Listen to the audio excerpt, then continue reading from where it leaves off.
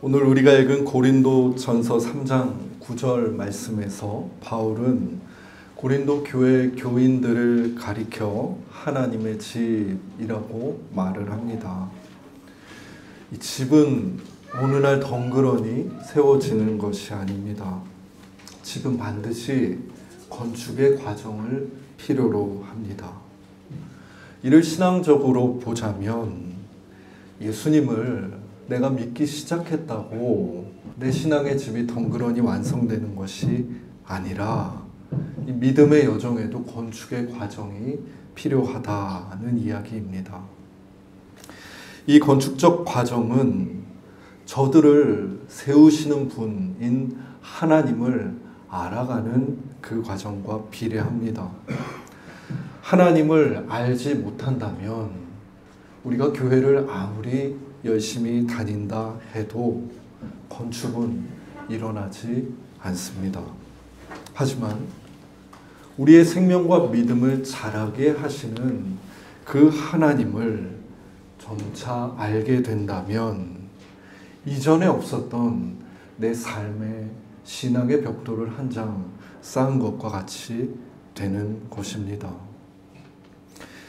문제는요, 우리가 하나님을 알고 싶다고 하나님을 알게 되는 그런 분이 아니시라는 데 있습니다.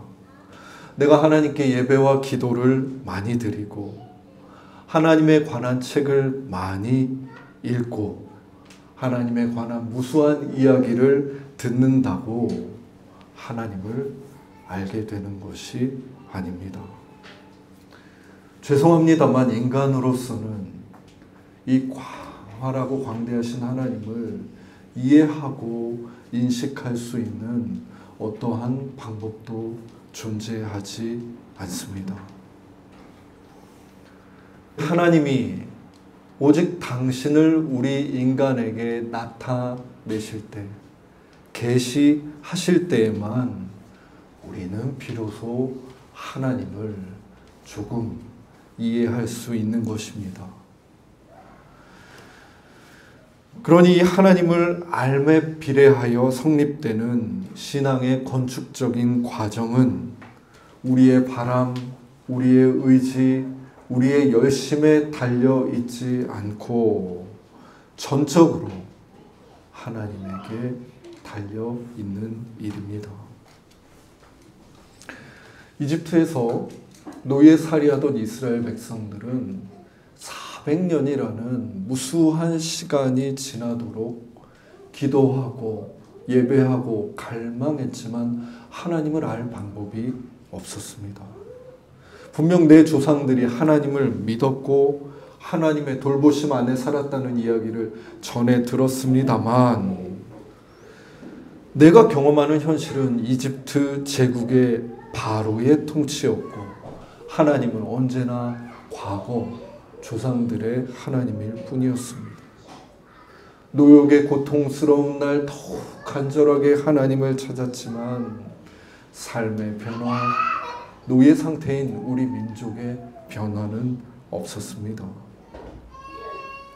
하나님의 집으로 세워지고 싶었습니다만 아무리 기도해도 건축은 시작되지 않았던 것입니다. 하나님의 때가 되었을 때에 비로소 하나님은 저들을 향해 건축을 시작하심으로 마른 땅에 집이 세워지기 시작합니다. 하나님은 모세를 통해 저들을 이끄시며 이집트를 떠나게 하십니다. 저들이 400년간 노예 생활을 했다는 이야기는 태어날 때부터 나는 노예였다는 얘기고 내 아버지와 내 할아버지 모두가 노예였다는 말입니다. 그런데 이 변할 것 같지 않은 구조, 단단한 이집트가 하나님의 나타나신 그 능력으로 휘청이며 흔들리는 것을 저들은 봅니다. 홍해가 갈라지며 길이 되고 제국의 군대가 그 물에 수장되는 것을 저들은 봅니다. 노예였던 저들이 어느 날 자신들에게 드러난 그 하나님을 목도하고 찬양하고 있으니 하나님의 나타나심으로 비로소 하나님과의 관계가 시작된 것입니다. 하나님의 자기 계시의 은총이 그들에게 드디어 도착한 것이죠. 하지만 말씀드렸다시피 이 신앙의 건축의 여정은 서막에 불과합니다. 저들이 본격적으로 하나님의 백성으로 세워지기 시작한 지점은 단연 신의 산으로부터입니다. 그곳에서 하나님은 보다 구체적인 언어로 그들에게 당신을 계시하시기 때문입니다. 그 구체적인 언어가 바로 율법입니다. 우리 기독교의 한 종파인 루터교의 신앙 고백서를 보다 보니 하나님의 율법을 이렇게 정의합니다. 율법은 의로우시며 변함이 없으신 하나님의 뜻을 계시하는 신적 가르침이다. 율법은 인간의 본성과 사고, 말과 행위가 어떻게 형성되어야 하는지, 하나님이 기뻐하시고 용납하시는 것이 무엇인지에 대해 말한다. 우리는 이 루터교 신앙 고백서에 등장하는 율법에 대한 정의를 통해서 율법이 우리 인간을 형성하는 말임을 알게 됩니다. 또한 우리 인간이 하나님의 뜻을 분별하는 아주 중요한 토대가 되는 말이 다름 아닌 율법인 것을 알게 됩니다. 시내산에서 하나님은 율법을 통해서 이스라엘 백성들을 새로운 당신의 민족으로 형성하시고 건축해 가시기로 하셨습니다. 이제까지 그들이 삶의 토대로 삼았던 이집트의 신, 이집트의 문화가 아니라 그들이 이집트의 신전에서 본 송아지며 독수리 형태의 신들이 아니라 유일한 한 분 하나님, 인간이 어떤 형상으로 규정할 수 없는 그 하나님의 광활하심을 받아들이는 백성이 되도록 하나님은 그들에게 율법을 주십니다.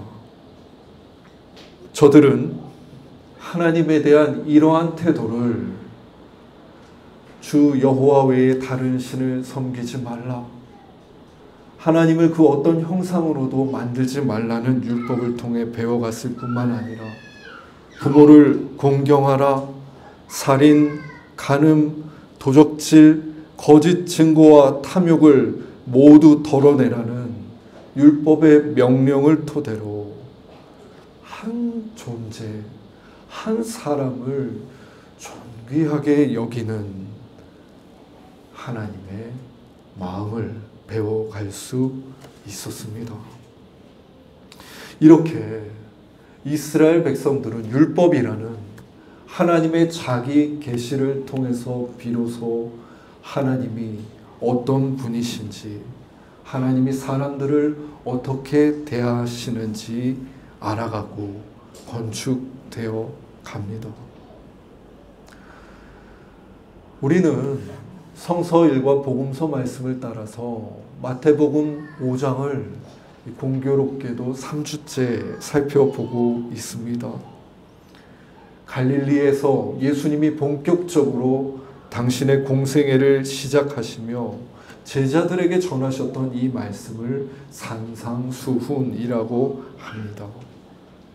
이 말씀은 시내산에서 하나님이 율법으로 당신의 백성을 세우시던 그 출애굽의 건축적인 순간과 매우 닮아 있는 측면이 많습니다.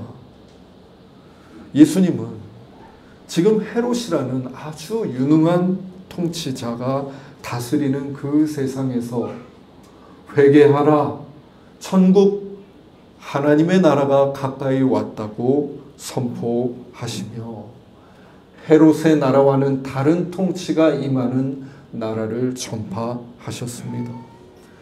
예수님이 사역하신 그 갈릴리에는 말씀드렸다시피 많은 젊은이들이 헤롯의 군대가 되고자 혈안이 되어 있었고, 많은 사람이 헤롯의 지지자가 되기를 자청하던 그때에 예수님은 갈릴리에서 그런 사람들 중에 당신의 제자들을 세우셨습니다. 병든 자, 어부, 숨어있던 사람들이 그 예수님 앞으로 나아왔고, 예수님께 배우고 그분께 내 인생을 거는 제자의 삶을 살기로 결단합니다. 그리고 예수님은 당신을 따르겠다는 그들을 산에 모으시고 그들에게 산상수훈의 말씀을 주셨던 것입니다. 제자들은 예수님의 이 말씀을 통해서 나의 삶에도 복이 있다 하시는 예수님을 통해 전해지는 하나님의 계시를 듣습니다. 그 계시는 그들이 헤롯 시대를 살아가면서는 단 한 번도 접해보지 못했던 나라는 존재, 내 삶을 바라보는 눈길이었습니다. 그들은 복이 있다는 예수님의 그 말씀을 통해서 그저 어둡고 절망스럽기만 한 내 삶을 다시금 바라보게 됩니다. 예수님은 세상의 유력자가 아니라 그렇게 하나님 안에서 내 삶을 새롭게 해석하고 내 삶에 복을 주시는 그 하나님을 받아들이는 너희들이야말로 이 세상의 빛이며 소금이라고, 너희가 이 땅에서 그 역할을 하게 될 것이라고 말씀하시기도 합니다. 그리고 이어서 주시는 말씀이 오늘 본문의 말씀입니다. 시내산에서 이스라엘 백성들이 그들을 형성하는 하나님의 계신 율법을 받았듯이 산상수훈이 전해졌던 그 산에서 우리 예수님께서 제자들을 향한 갱신된 율법을 전해 주셨던 것입니다. 살펴보았듯이 율법은 하나님의 계시요, 하나님께서 인간을 형성하는 말이며 하나님의 뜻을 분별하는 토대가 되는 말입니다. 그런데 이러한 율법, 하나님의 계시가 이스라엘 민족들에게 역사를 통해 이미 주어졌음에도 불구하고 이 세월은 참 야속하지요. 율법을 화석화시켜 가고 있었던 것이 당대의 현실입니다. 율법은 이를 반복해서 지키는 사람들의 삶 속에서 한낱 규정으로 축소됩니다. 사람들의 초점은 율법을 주신 분의 마음을 이 계명을 통해서 헤아리는 데서 떠나 지금 내가 율법을 지켰는가 안 지켰는가, 지금 네가 율법을 지켰는가 안 지켰는가에 초점을 맞추기 시작했습니다. 안식일을 지켰는가 안 지켰는가, 살인과 간음과 도둑질을 했는가 안 했는가, 그것이야말로 율법을 토대로 하나님의 마음과 뜻을 헤아리는 일보다 명확하고도 쉬운 거룩함을 얻는 방법이었기 때문입니다. 기억하실 것입니다. 가늠한 여인을 예수님 앞에 잡아와서 그녀를 둘러싸고서 돌을 들고선 이제 가늠한 여인을 돌로 치라는 율법의 말씀대로 어떻게 행하시겠냐고 묻는 유대인들의 모습을 말입니다. 저들의 초점은 지금 이 사람이 간음을 했냐 안 했느냐에 맞추어져 있습니다. 그들 안에서 인간을 형성하는 율법의 말은 정죄의 말이 되었고, 아니 한술 더 떠서 우리 예수님을 시험하는 말로 변질됩니다. 변질된 율법은 하나님의 뜻을 나타내는 계시의 통로가 아니라 상대를 향한 폭력이 될 뿐입니다. 솔직히 조금만 율법을 벗어나 이성을 차리고 바라보면 가늠한 여인이 있다면 가늠한 남자도 있을 터인데 저들은 함부로 대할 수 있는 연약한 사람을 먼저 잡아다 끌어놓습니다. 그 여인이 어떤 말을 하는지 어떤 삶을 살아왔는지도 관심이 없습니다. 저들의 율법은 낙인하고 단죄하기에 급급하기 때문입니다. 이처럼 하나님의 자기 계시인 율법을 제 멋대로 악용하는 이들의 질문에 예수님이 답해 주실 리 없습니다. 예수님은 오히려 죄 없는 자가 돌로 치라 라고 말씀하시며 저들의 화인 맞은 양심을 흔드시고 그 여인을 돌려보내십니다. 율법을 사유화하고 내 욕망의 도구로 삼으려는 시도는 반드시 예수님 앞에서 실패합니다. 이러한 시대에 예수님께서 제자들과 그 산에 둘러 앉아서 축소되고 왜곡되고 타락해버린 이 율법을 다시 세우며 갱신하고 계신 것입니다. 간음하지 말라 하신 저 10계명의 율법은 예수님을 통해 확장됩니다. 본문 28절입니다. 나는 너희에게 이르노니 음욕을 품고 여자를 보는 자마다 마음에 이미 간음하였느니라. 율법은 단지 겉으로 드러난 행위뿐만이 아니라 마음으로까지 확장됩니다.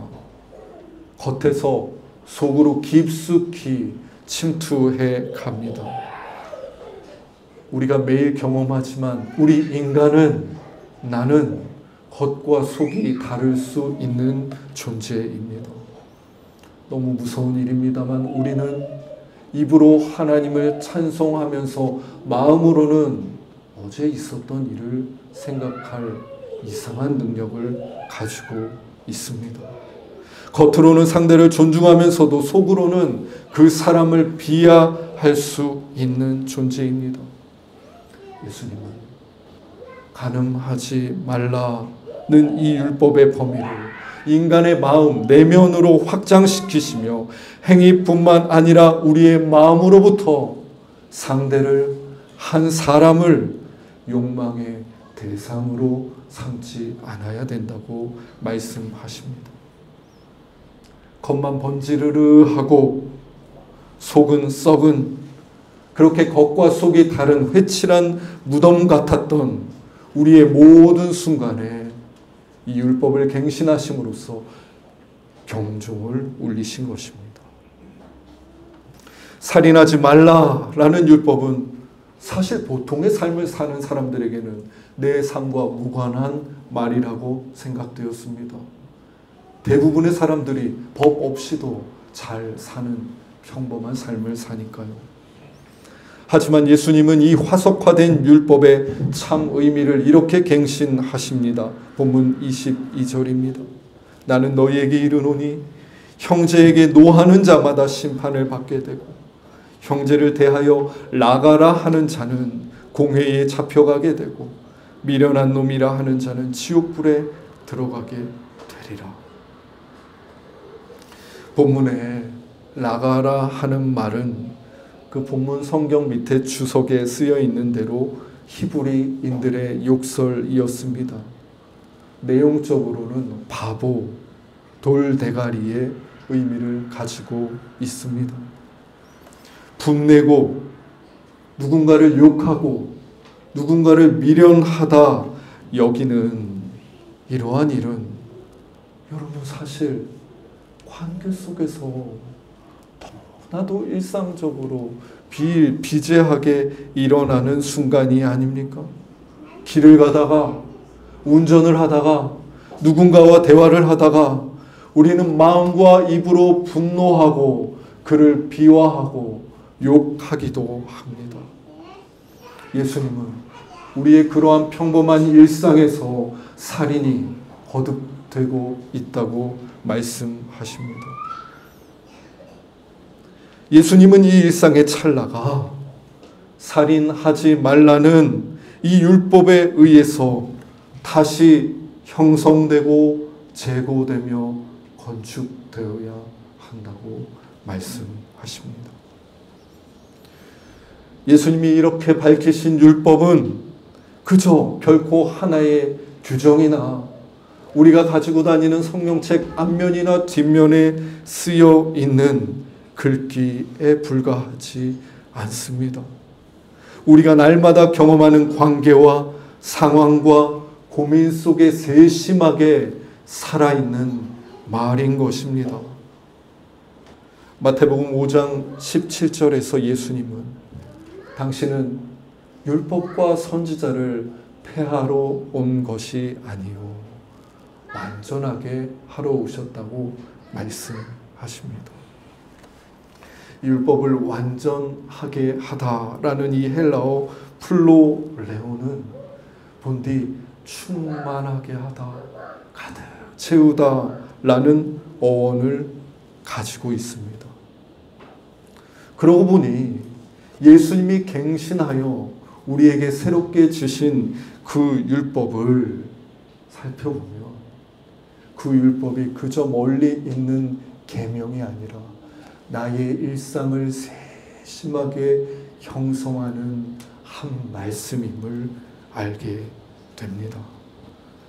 예수님은 당신의 갱신된 율법을 통해 우리 삶에 충만하게 당신의 뜻이 드러나게 하기 원하셨고, 그렇게 우리가 자꾸 큰 일상으로부터 당신의 제자된 삶을 분별하며 따르며 살기 원하셨습니다.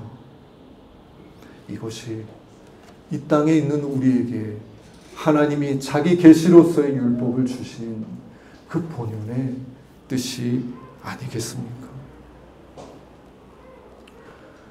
산상수훈을 듣는 그 자리에 그 산에 모였던 제자들의 마음을 한번 떠올려 봅니다. 저들의 마음에는 기존에 그들이 가지고 있었던 삶의 경험과 태도와 신앙이 있었겠지요. 그 마음에 하나님의 자기 계시인 율법이 주어지자 그 율법은 마치 생물처럼 그들의 마음에 살아서 유용하기 시작합니다. 살인하지 말라, 간음하지 말라는 저 율법이 내 마음을 오가며 내가 살인에 동참했던 순간, 간음에 동참했던 순간들을 떠올리며 아파하게 하고, 내가 살인에 동참하려는 그 순간 내 마음을 꼭 붙드는 하나님의 손길이 됩니다. 율법이 우리의 삶을 세심하고 충만하게 채울 때 일어나는 은총이 이와 같습니다. 우리가 할 수 있는 것은 예수님이 자기 계시로 우리에게 주신 그 율법을 우리 마음에 포개어 놓는 일입니다. 지난 1월 30일에 초등학생 친구들과 함께 겨울 캠프를 했는데요. 거기서 우리 교회 왕효남 자매님께서 아이들에게 주기도문을 주제로 강의를 해주셨습니다. 우리 효남 선생님은 주기도문에 대한 솔직한 소회를 밝히면서 주기도문은 때때로 너무나도 거대하고 추상적인 기도로 느껴져서 지금 다급하고 시급한 내 간절한 기도와는 너무 멀게 느껴지는 때가 있다고 말해 주었습니다.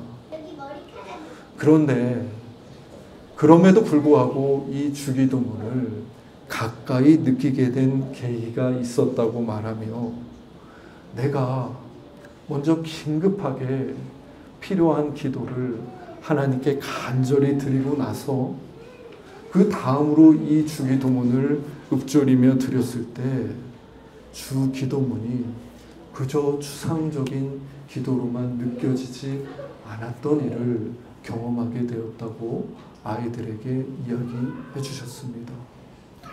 효남 선생님은 한 장의 시트를 가져와서 아이들에게 앞면에는 다급한 내 기도 제목, 내가 하나님께 요청할 것들을 써보라고 하셨습니다.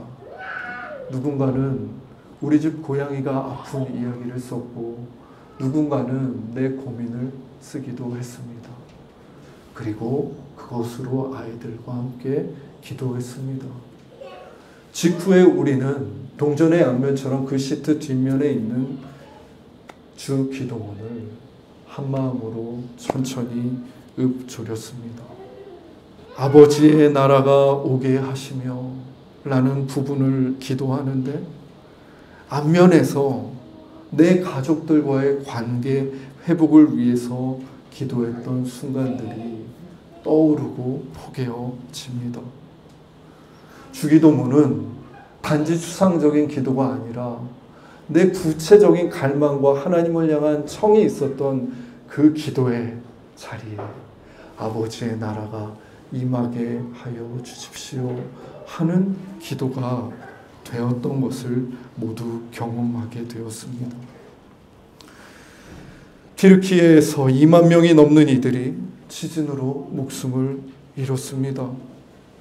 자연재해 앞에 무력한 인간이 하나님께 구원을 간절히 간청한 이후에 주기도문을 드리며 아버지의 뜻이 하늘에서와 같이 땅에서도 이루어지게 하소서 하는데, 잔해에 묻혀있던 한 생명을 주님 살려주십시오 하는 기도와 포개어집니다.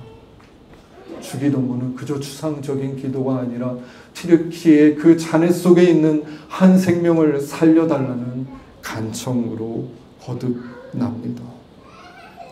효남 선생님이 아이들과 저희에게 전해준 이 기도의 순서를 통해서 내 기도가 주께서 알려주신 주 기도문과 포개어질 수 있는 풍경을 보며, 우리 예수님께서 주신 율법도 이와 같은 순서로 우리 삶에 포개어질 수 있겠다는 생각이 들었습니다.